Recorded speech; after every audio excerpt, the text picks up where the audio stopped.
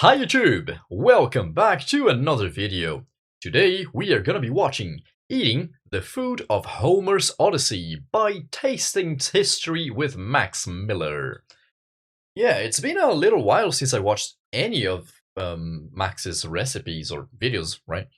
And this one popped up kind of recently into my feed and I thought, hey, why not react to it? Because I do love Max, I do love his food, I do love his videos, and the Odyssey is kind of like, is it coming out, the Odyssey film, or has it come out? Generally, don't really know. But yeah, the Odyssey in general is kind of like, um, current pop culture again for some reason. So yeah, why not talk about this? And yeah, if you want to help out the channel, please click like and subscribe to help us boost that algorithm. And without anything further to say, let us learn a little bit about both history and how to cook. Is this chicken? I don't know if it's chicken or pork. We'll see.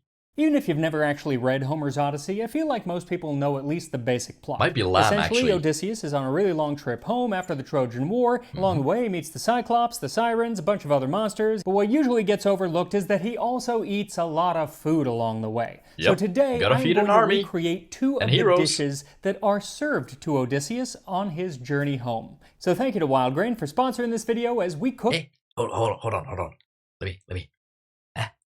Can you see this? Can you see this? Look, it's his cookbook. I have it. For Odysseus, this time on Tasting Mythology. Tasting Mythology? I mean, mythology is history in a way. So when I decided to cook something from the Odyssey, I knew that I had to do two dishes. Something new, of course. So, given the Pokemon plushies, I would say that was probably pork. And is that, I don't know, because of a witch? Is it Circe maybe? A reference to? I don't know. But then also, this was just the perfect opportunity to let me have another go at one of the most unpleasant things I've ever made here on the channel, Kikion. Now, I first made that way back in 2020 when I first started the channel, and the version that I made was more based on the description from the Iliad. It was a thick porridge of sorts, and it was not good. Now, I did make an updated... Check out his reaction. Sorry, I'm gonna go back just to see it again. It was so good. It was a thick porridge of sorts, and it was not good. So tasty. Yeah? Now, I did make an updated version in the Tasting History cookbook, but even that was still really thick and probably should be is it like a porridge of what? Is it like made of wine or something? Because of the color, I don't know. The version that is described in the Odyssey is definitely a drinkable potion. The drink is mentioned in Book 10, when Odysseus and his crew find themselves on the Isle of Aeaea, which, while a mythical island, is often suggested to have been off the coast of Italy, south of Rome. Mount Circeo taking its name from the sorceress who lived there, Circe. Not to be confused with my cat Circe, who is actually named after Circe from Game of Thrones. Now, when Odysseus and his men arrive at the island, his crew end up meeting Circe, who invites them so kindly into her home. When she got them into her house, she set them upon chairs and benches and mixed a mess of cheese and barley meal and yellow honey with Pramnian wine, but then drugged it with wicked poisons to make them utterly forget their homes. And when they drank the potion, she turned them into pigs with her wand and penned them up in the sties, and Circe flung them some acorns, fruit, and mast, food greedily eaten by wallowing swine.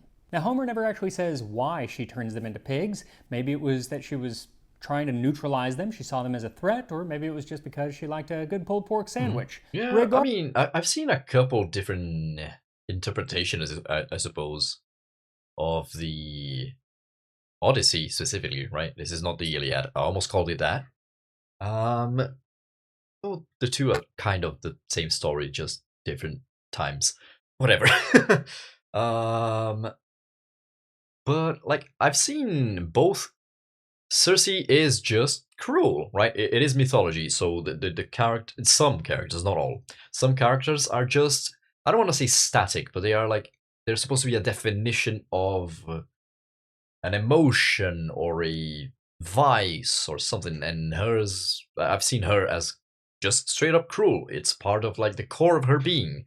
She is, I don't want to call it because that feels like a kink, but she is meant to be a dominatrix in the sense that she dominates over others. That she has the will to dominate everything, and she needs to feel like she's the most powerful around.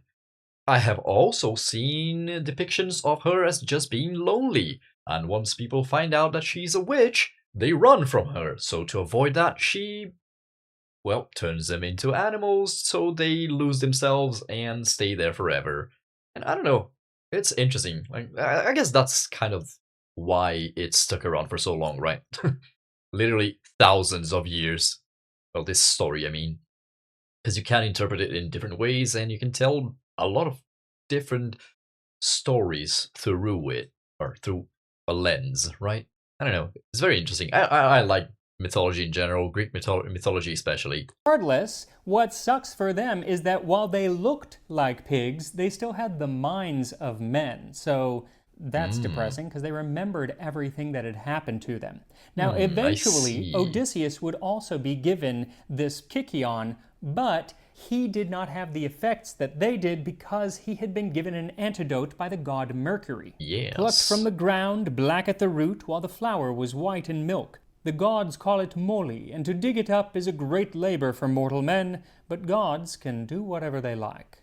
Now, despite what my doting mother says, I am but a mortal man, and so I was unable to dig up this moly root. So I'm going to not include any of the wicked poisons that Circe added to her concoction. So this non-wickedly poisoned version of Kikion, what you'll need is 1/2 cup or 120 milliliters of Pramnian wine. So I'm guessing, like me, you don't actually have access to Pramnian wine. Yeah, I was about to ask, how can I get that? Pramnian.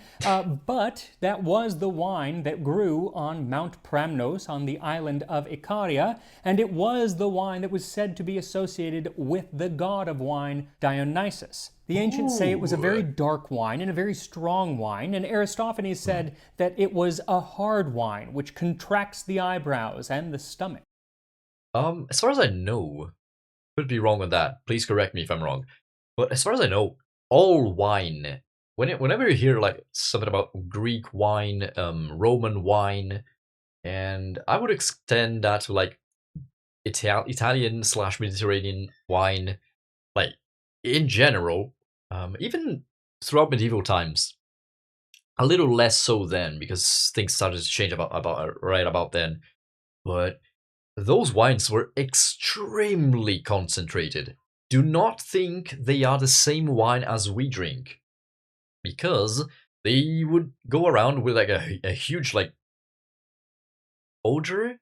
I don't recall the actual like amphoras of it, and it was like a very concentrated wine. So they would pour a little bit of wine and water it down. So people would drink watered wine. So if this is supposed to be the concentrated one, it makes sense why it would, for example, contract the eyebrows and the stomach. Because it was like the normal wine was already very punchy, very strong. And if this was an especially strong kind, yeah, would make sense.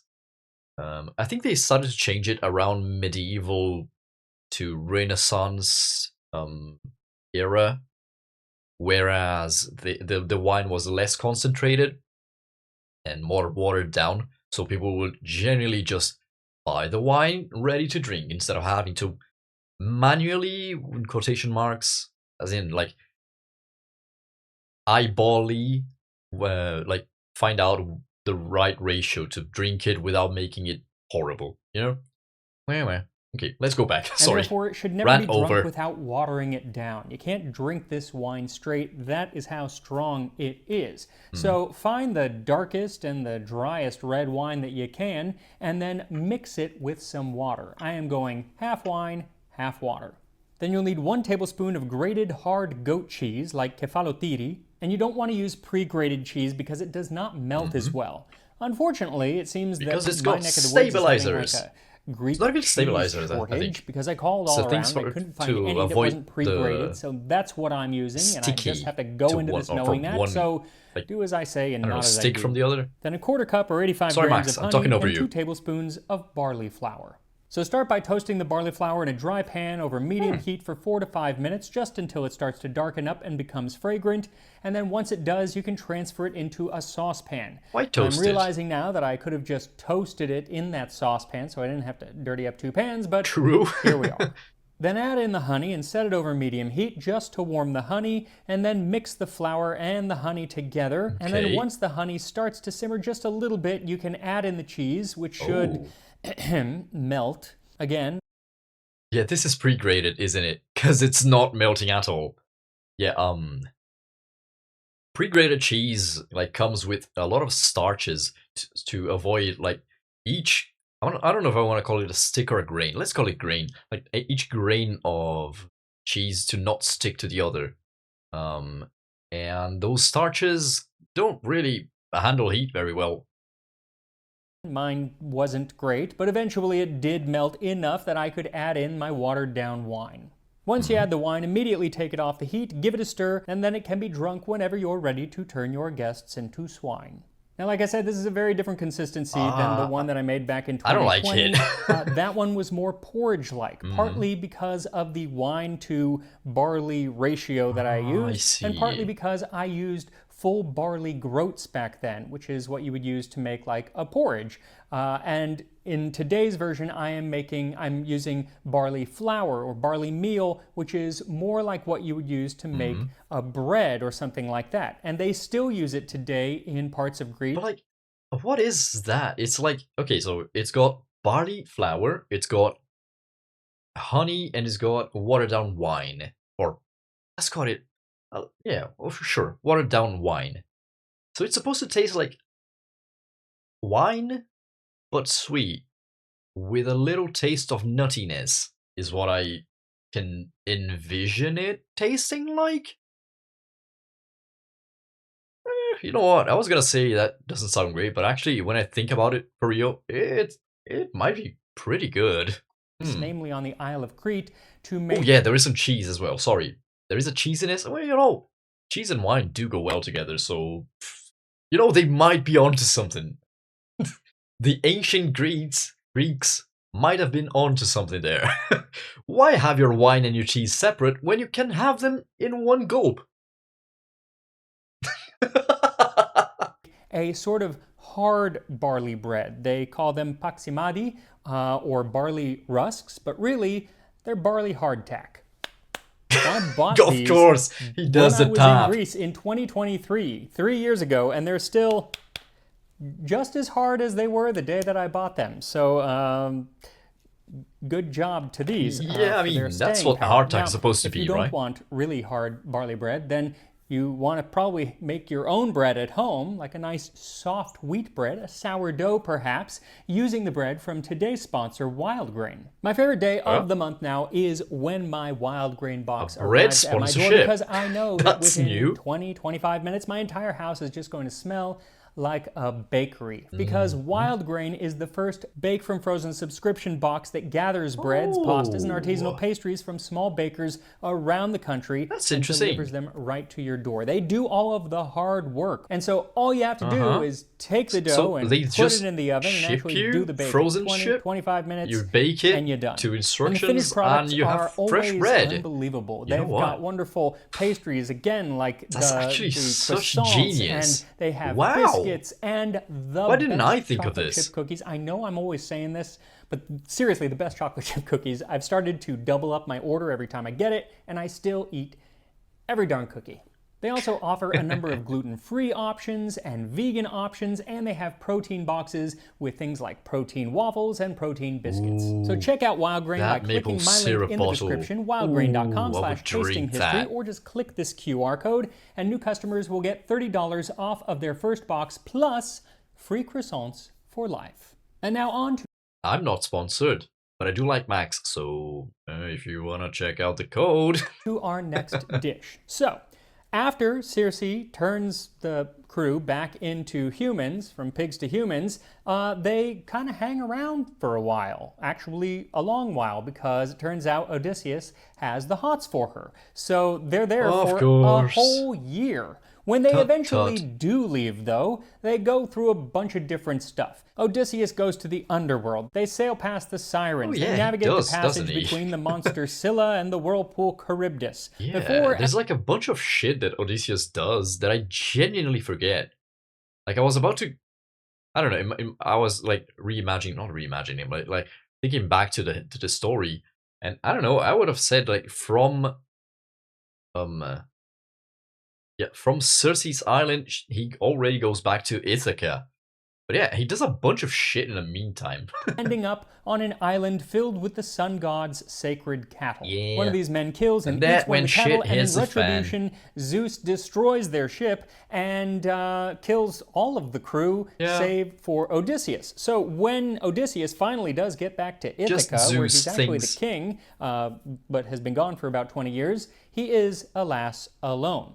Now, per the instructions of the goddess Athena, Odysseus does not just waltz on into his old palace and say, hey y'all, I'm back. And that's because since he's been gone, a bunch of suitors have kind of taken over the place and are eating all of his food and are wooing his wife Penelope. Instead, Athena turns him into a beggar, or kind of makes him look like a beggar, and sends him to his faithful servant and swineherd Eumaeus' house. And here Eumaeus shows him some of the first truly selfless hospitality that Odysseus has experienced in decades. Eumaeus went off to the sties where the pigs were penned. Choosing 2 sucklings, he carried them in, slaughtered and singed them both, then cut them in pieces and spitted them on skewers. Then, when all was well roasted, he served it to Odysseus, piping hot on the skewers, sprinkling the meat with white barley meal. Then he mixed honey-sweet wine in a bowl of ivy, sat himself opposite his guest, and said, urging him, "Eat I'm now, getting so stranger. hungry just listening to this. This is food that a servant can offer. Suckling pig.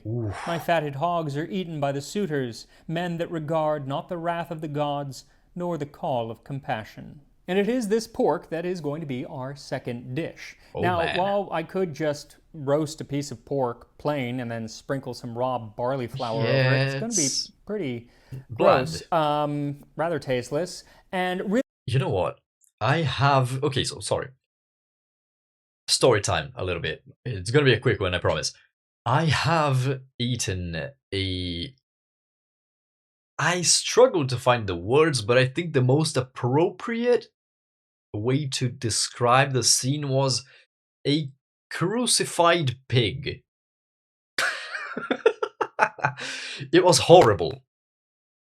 Yeah, there was this guy, and he really wanted to prepare a whole pig, in the traditional way that he would eat back at home. And we said, okay, sure, if you really want to do it, then sure, let's do it. So he got a pig. It wasn't a big one. It was I forget. He just used the proper word for it. A small pig, a child pig. And okay, he had it butchered, cleaned, or whatever, but it was the whole pig. Sure, no innards, no trotters, but the whole pig with skin on, the head on.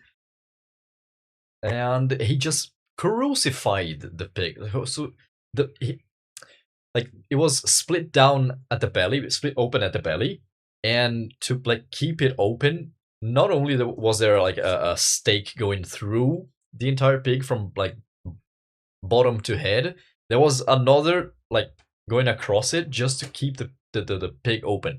And he smoked it for I don't know, 4, maybe 5 hours. He placed the pig under a campfire with the special woods that infused the taste of whatever, I don't know. Long story short, it was fucking horrible. Horrible. Worst thing I've ever had. Well, probably not, but close to that. Because it just tasted like smoke and nothing else. Because the pig was smoking for I don't know how many hours. No spices were used. No oil was used. I guess doesn't super need it because the skin is already a lot of fat. But oh man, Oh man, that was like such an awful time. And just to see like this whole ass pig, like the entire pig looking at you with his head, because the head was still there, slowly getting smoked, and it just tasted awful. That's the whole thing. Like, it took almost the entire day to prepare it, and it tasted awful. I guess that's why I hate it so much. I don't know, man. Don't do this. Prepare your foods better. Use spices, people. Really, the sprinkling of the barley flour was actually part of a religious thing. They would do that in sacrifices and things like that. So instead, I'm going to use a little bit more barley flour and actually coat the pork for some flavor. And that will also let me use some of the other flavors that we know were being used during this period. This period not being Homer's period, but the period that the Odyssey is supposed to be taking place, the Mycenaean period, about 1650 to 1100 BC. Archaeology from palaces of this time show that coriander, cumin, fennel, and celery were all commonly used, and while eaten by the wealthy, they would have also been something, I think, commonly available to the common man, like a swineherd. So we're going to use some of those just to flavor up this Please pork. and thank you. To make this pork dish served by Eumaeus to Odysseus, what you'll need is 3/4 pound or 340 grams of pork. Any cut will do. 1 tablespoon of olive oil, 2 teaspoons of salt, a 1/2 cup or 70 grams of barley flour, 1 teaspoon coriander, 2 teaspoons celery seed, and a 1/2 teaspoon of cumin or fennel. Both are very dominant flavors. My mouth is watering. I wouldn't use both. I'd just pick one.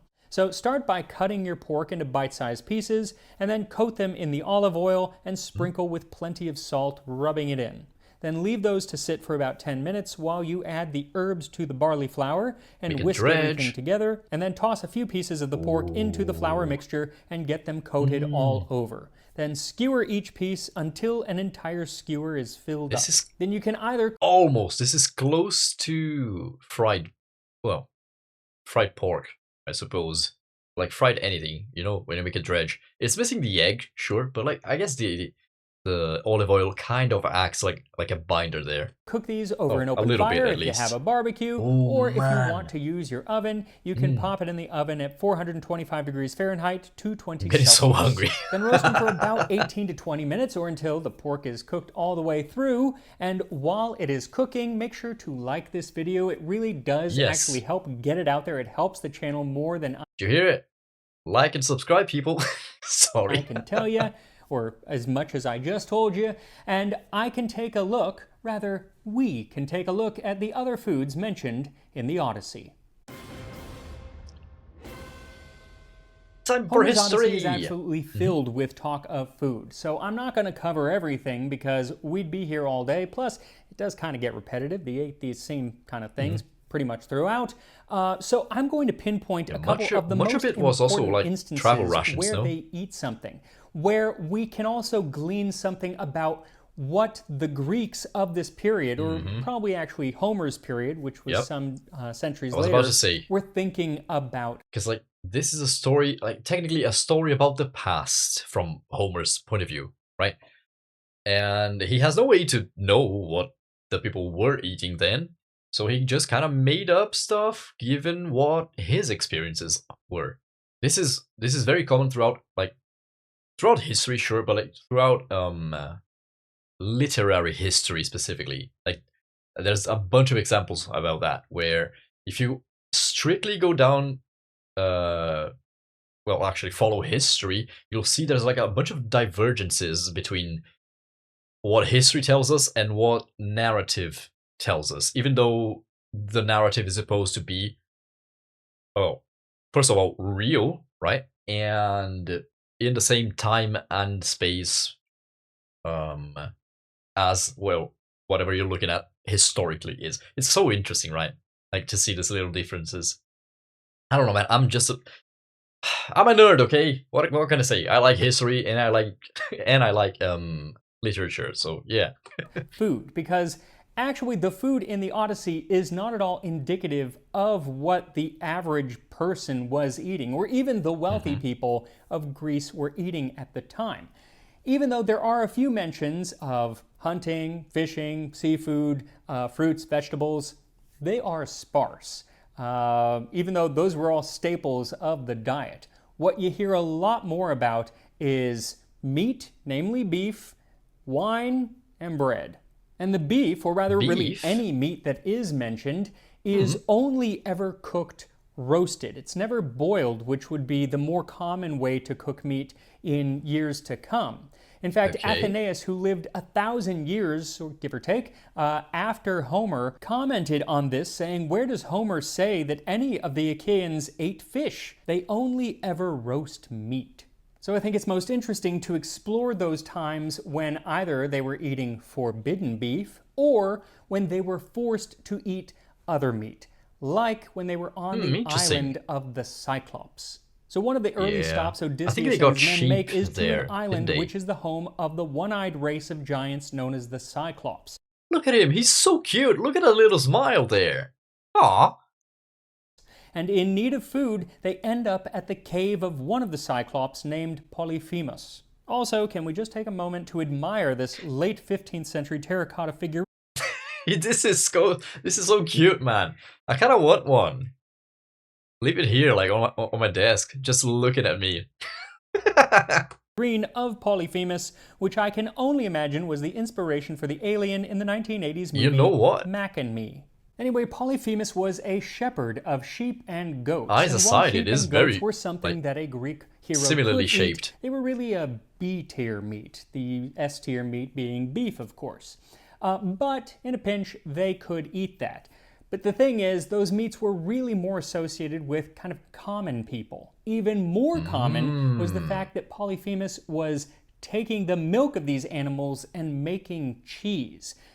Again, I mean, people were Why eating cheese during this period. People in all tiers. We know from archaeologists that everybody was eating cheese. But in literature, it seems... Yeah, cheese, wine, and beer are like the three staples, or bread as well.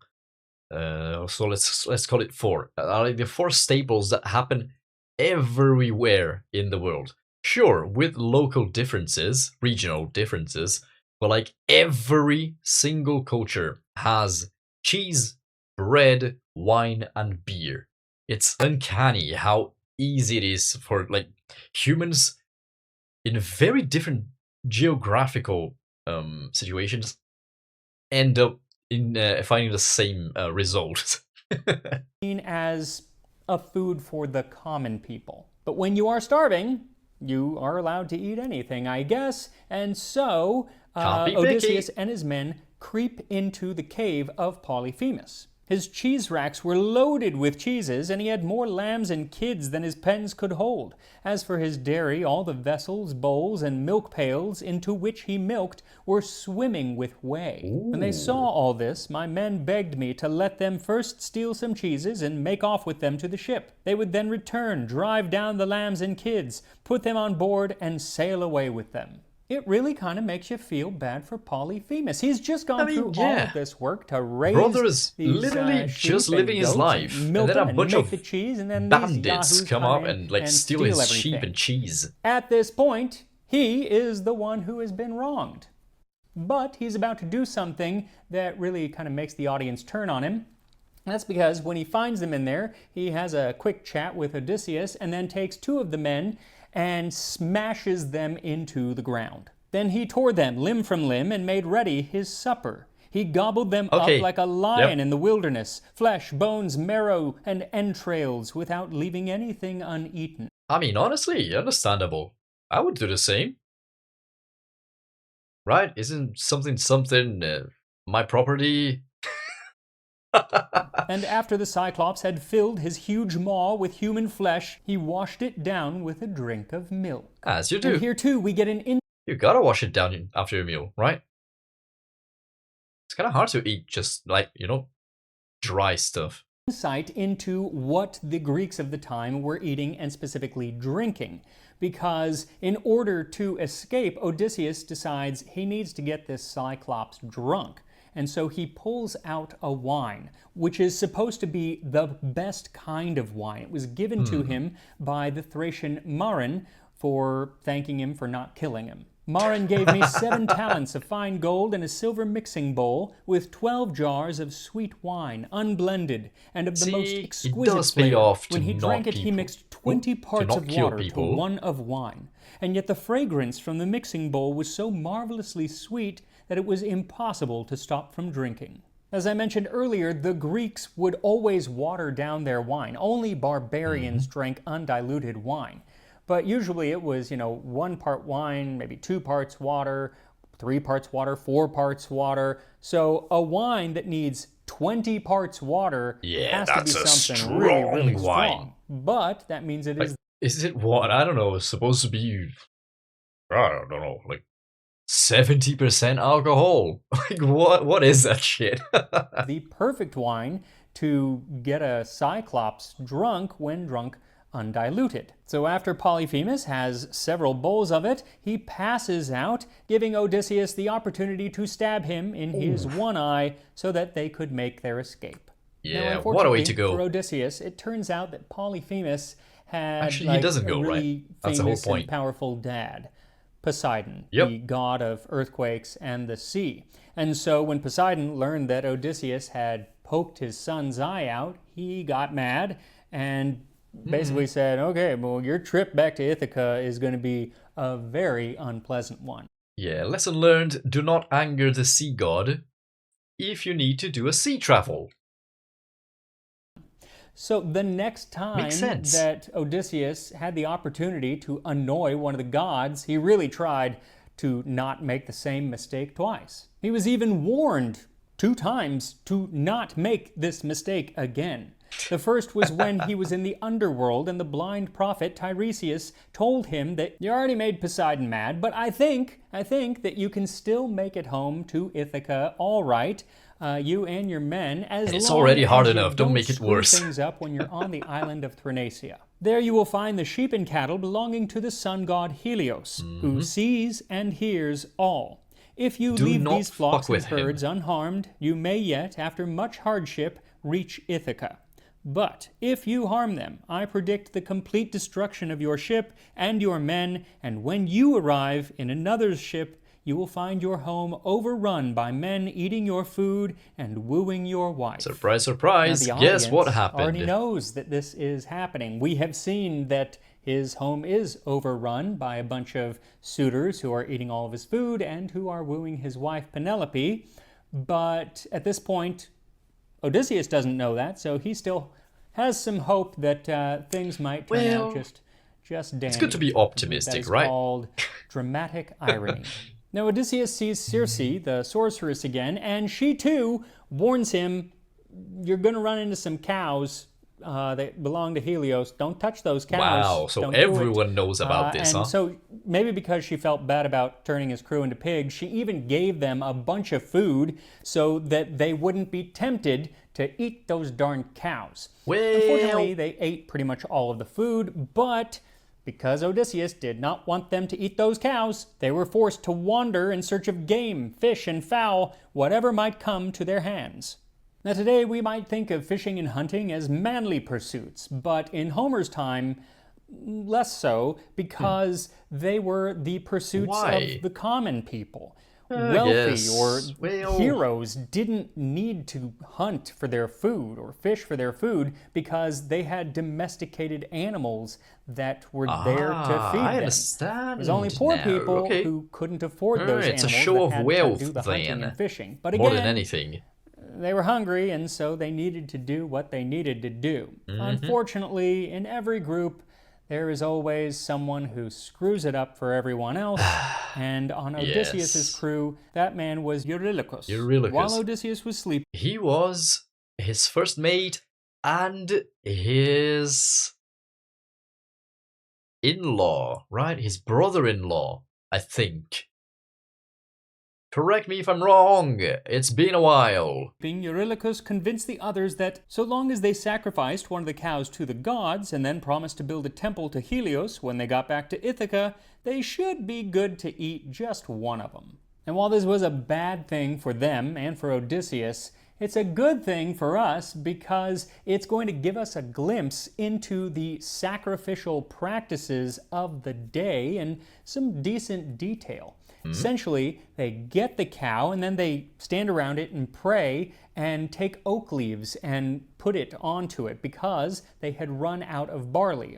Originally, they would have thrown barley on there as part of the sacrificial practice. Yeah, as After the they one guy prayed, they did killed before, the right? cows and butchered them. They cut out slices of the thigh, the wrapped pigs. them in 2 layers of fat, and laid pieces of raw meat on top of them. They had no pure wine to pour over the flaming sacrifices, so kept pouring on a little water from time to time and roasted the entrails over the fire. When the thighs were done and they had tasted the inner parts, they cut the rest up small and put the pieces on spits. Now for me, waking up to the smell of bacon cooking is just one of the best experiences a person can have. Ooh.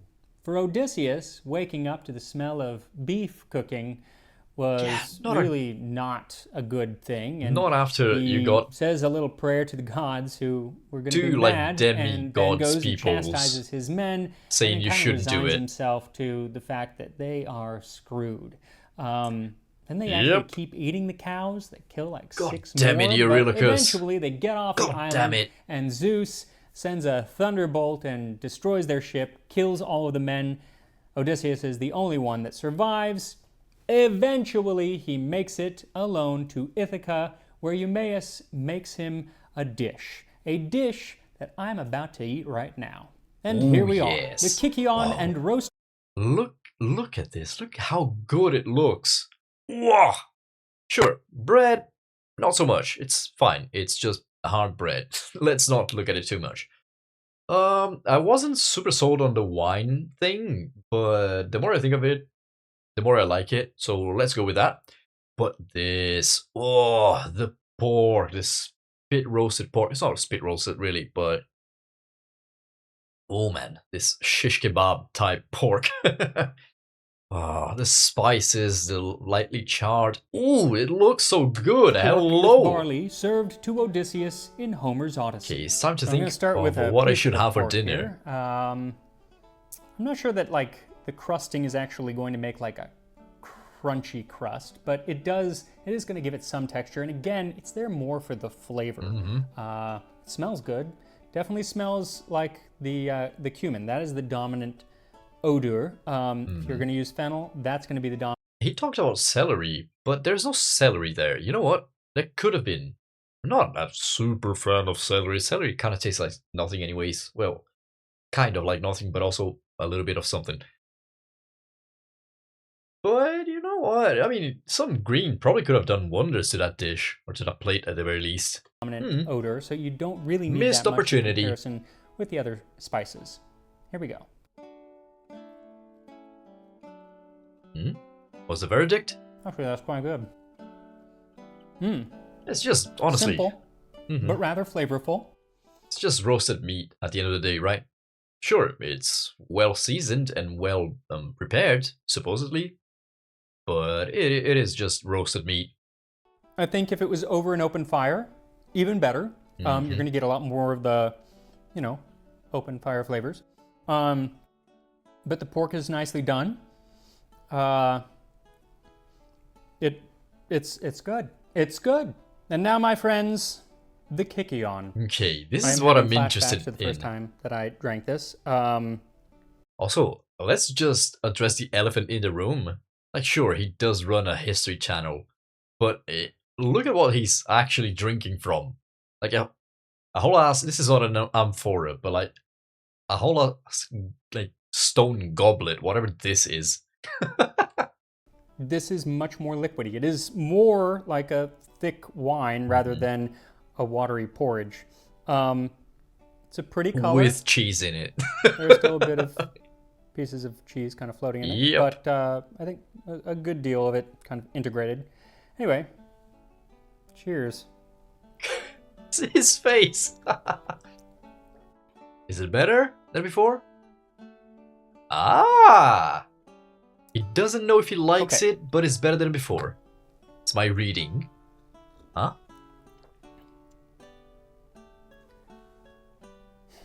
I actually think that I saved this. That I've made a version that is something a human would want to consume. Has a lot more honey in it. What a way The to wine is describe watered down, it. so it just mixes better. It's not super strong of any one flavor. Uh-huh. The thickness from the barley flour, it is thicker than regular wine would be, but it's not chunky. Yes. Like yes, that's when you use full good. groats. The cheese is not necessary. Not just because there is kind of a texture to some of the pieces that haven't melted, but Yeah, it's what I mean. Like, if it was melted, it would thicken the wine, or the mixture, I suppose. It's not wine anymore. But it would thicken the wine, but the taste would probably be even more pronounced, right? Rather than little pieces of cheese. it's more that it's a rather salty cheese, Mm. and they would have all been rather salty. But it's actually pretty good. Not so good that I actually need to keep drinking it, but I don't hate it. And I hated the first one, I will say. You know what? This is a type of thing that's simple and interesting enough that I kind of want to try it. Oh! Yeah, you know what? I feel like it's gonna be not difficult, but there could be some effort in finding like a good cheese to put in. But you know what? I kind of want to try this now. Like, unironically, I kind of want to make this. So I'm going to call that a win in my book. Hey, yeah. success. Mine doesn't have any poisons in it. No wicked poisons, Aw. no baneful potions. So there is that. But, you know, other than The poison is the best part. It adds to the flavor. that, it's pretty spot on, I think. Who knows? Homer was not really writing a recipe book. He was just writing true. down, you know, we were lucky to even get the information that he actually left us.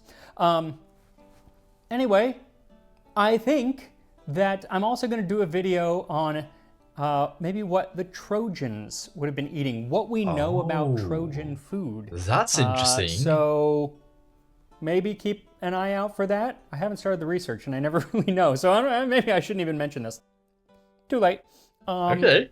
Hopefully I So find some keep good an eye information. out. I can make a Trojan There's more meal tasting from the history Iliad. coming. Anyway, I'll see you next time See on ya. Tasting Mythology on Tasting History. Bye-bye, Max. Wee. So yeah, that was eating the food of Homer's Odyssey. Honestly, kind of simple. Sure, just roasted meat. I'm not super interested in. I can find that anywhere. But the wine I actually want to do. I actually want to make and try. So, sounds very interesting. But yeah, that was sorry. I just said what that was. Sorry. Yeah. If you want to help us out, would you please click like and subscribe to help the algorithm. But yeah, this is all from us for tonight. I'll see you in the next one. Ta-ra! Bye-bye! Mwah!